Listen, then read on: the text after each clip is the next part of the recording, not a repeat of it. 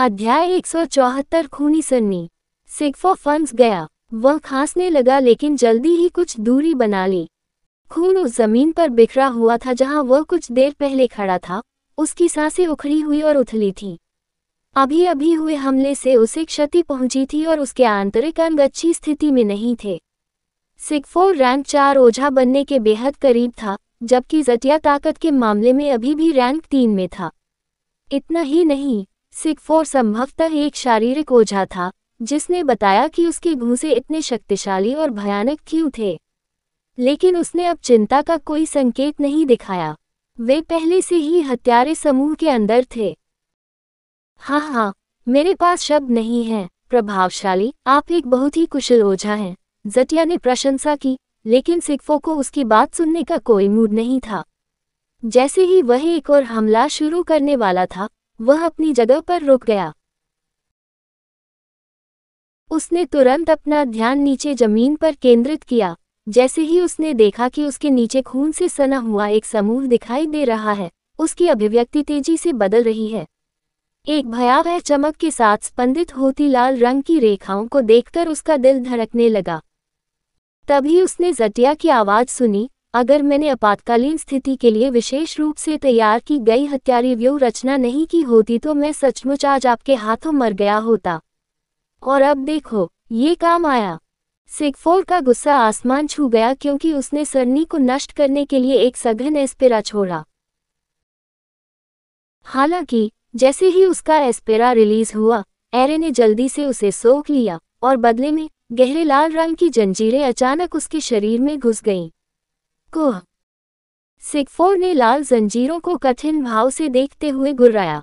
जंजीरें, ठंडी और न झुकने वाली, उसके शरीर में घुस गईं और अपने पीछे पीड़ा के निशान छोड़ गईं। जब वे उसकी सुरक्षा पर आक्रमण कर रहे थे, तो वे एक गहरा एस्पेरा लीक कर रहे थे, धीरे धीरे उसके शुद्ध एस्पेरा को भ्रष्ट करने की कोशिश कर रहे थे। ये स्पष्ट था कि यदि उसने इसे जारी रहने दिया तो अंत में उसकी हत्या कर दी जाएगी। उसने बहुत जोर लगाया और जंजीरें गड़गड़ाने लगीं। अधिक से अधिक जंजीरें सरनी से उठती गईं और उसे बांधती गईं। लेकिन वह अपने शरीर की परवाह किए बिना बलपूर्वक जंजीरों को तोड़ना शुरू करते हुए आगे बढ़ता रहा। जटिया ने उदास होकर हंसते हुए कहा, मेरे हत्यारे व्यूह की शक्ति का आनंद लो। यदि तुम व्यूह से भागने में सफल भी हो गए, तो भी तुम मेरा मुकाबला करने की स्थिति में नहीं रहोगे।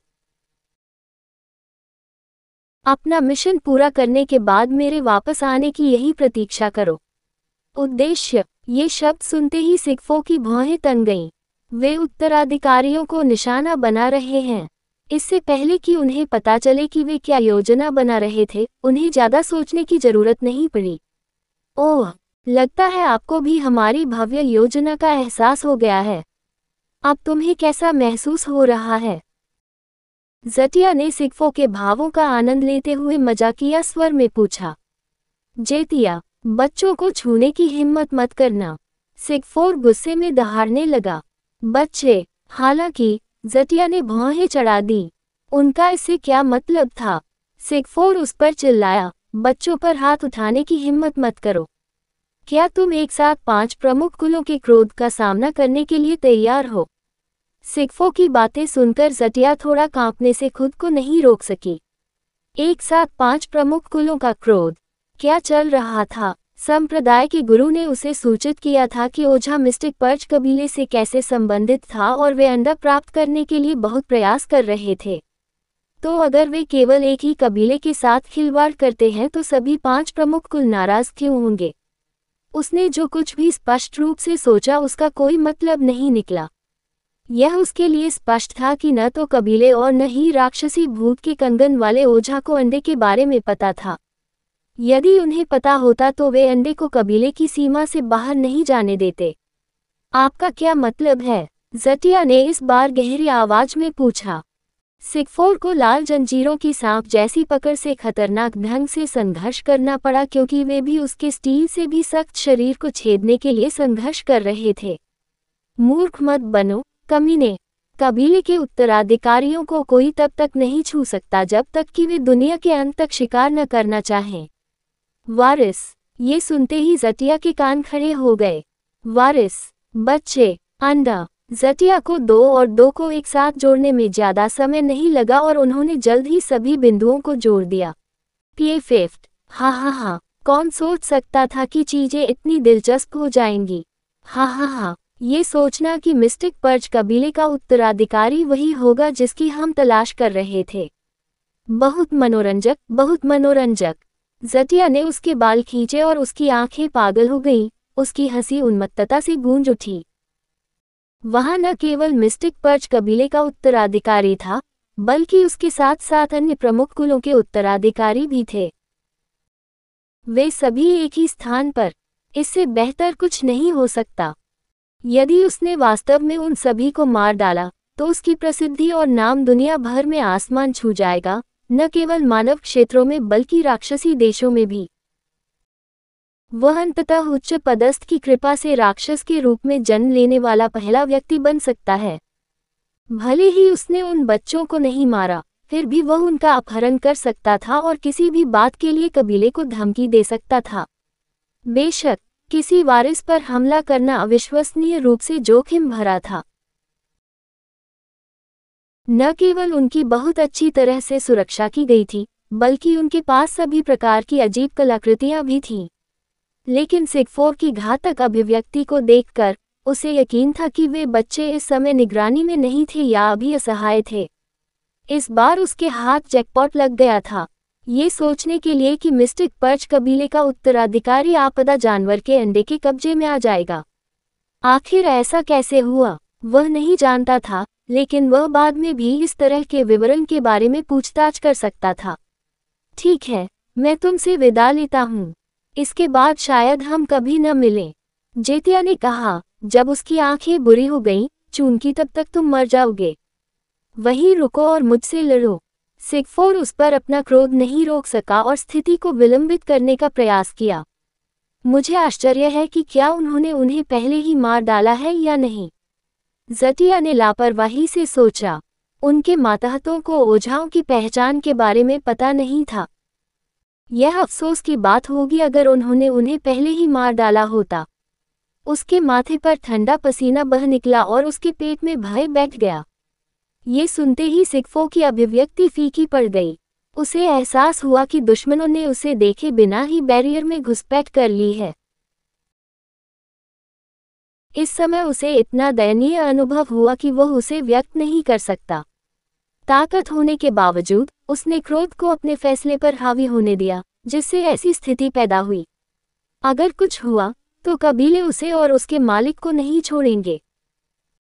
इस क्षति को पूरा करने के लिए उनका जीवन भी इसके लायक नहीं होगा। जटिया ने जल्द ही सिगफो को अकेला छोड़ दिया और पहाड़ की ओर चल पड़ा। सिगफोर केवल निराश होकर ही जंजीरें तोड़ सका, क्योंकि उनमें से और भी जंजीरें बाहर आती रहीं। एस्पेरा का उपयोग न कर पाने के कारण वह अपनी कलाकृतियां भी बाहर नहीं निकाल सका। वह गुस्से में दहाड़ता रहा। उसे इस हत्यारे समूह से बाहर निकलना था और जल्द से जल्द बच्चों के पास वापस पहुंचना था। उसका मालिक इस समय मौजूद नहीं था। ये सचमुच खतरनाक स्थिति थी। ओलिवर सांस रोककर उस महिला की आकृति को देख रहा था जो उसके करीब आ रही थी। उसका दिल जोरों से धड़क रहा था और वह अपनी पसलियों पर हर धक्के को ऐसे महसूस कर सकता था मानो ये शांत हवा में ढोल की थाप हो। वह उसे अपनी ओर आते देखने के लिए ब्रह्मांडीय शून्य टकटकी का उपयोग कर रहा था। उसने आह भरी। महिला बहुत सटीक थी।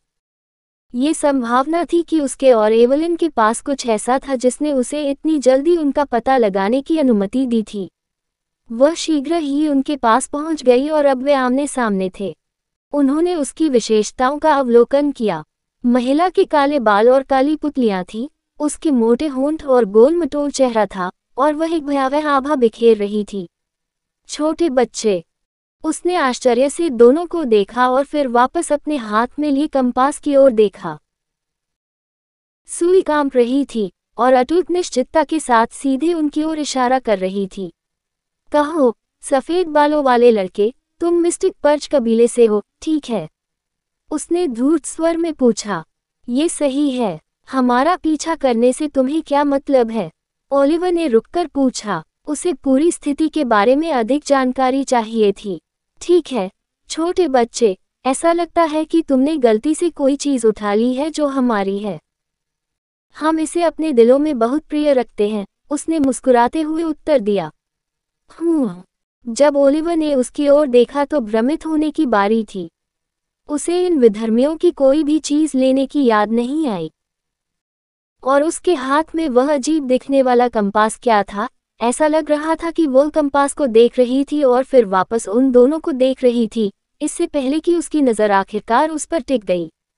ओलिवर ने पीछे मुड़कर उसकी ओर देखा, उसे समझ नहीं आ रहा था कि यह क्या स्थिति है। उसे यह याद रखने में सक्षम होना चाहिए कि क्या उसने इन विधर्मियों का पीछा करने और उन्हें ट्रैक करने के लिए कुछ महत्वपूर्ण चुना था। तो वह किस बारे में बात कर रही थी? कहानी खत्म। अलविदा।